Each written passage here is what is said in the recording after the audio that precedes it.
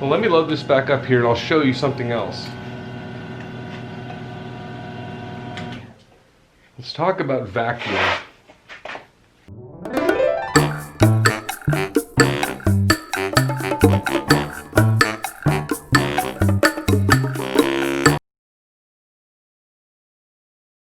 Straight off of Amazon vacuum pump that I use with this chamber to do a variety of things. I use it to get the air out of wooden handles for the tools that I make and suck in resin.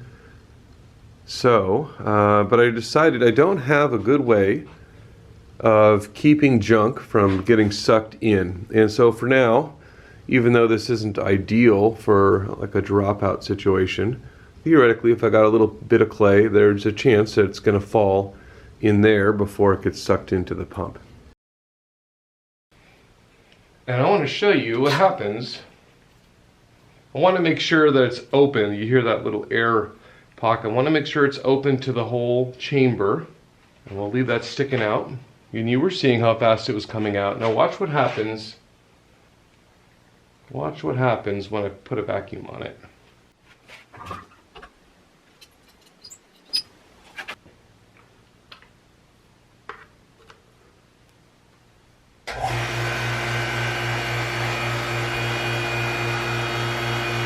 Now, as it's pulling this vacuum, I'm going to turn the plug back on and you'll watch. The vacuum is holding the clay in. Turn the vacuum pump off. Now watch what happens when I release the pressure. Look at that. I mean, that's really dramatic.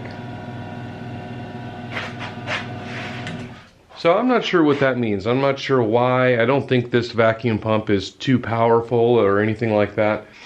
But it does make sense to have maybe a removable vacuum chamber right here in the future, and maybe even a shredder plate like a I'm thinking commercial French fry cutter die, something that you could set here and it would put it into ribbons, pull it under a vacuum, reconstitute it into a new cone. But there's a lot to think about there because I'm not going to have a driving auger most likely unless I make a new shaft. So, but for now it doesn't matter.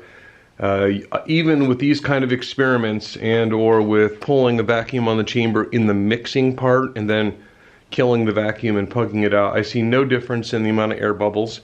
Both have a little bit of air bubbles, but man, for reconstituting clay and freshening it up and just making it blended and smooth, this has been great. No regrets whatsoever. It's been a great Pugmill. So, hope you found that interesting.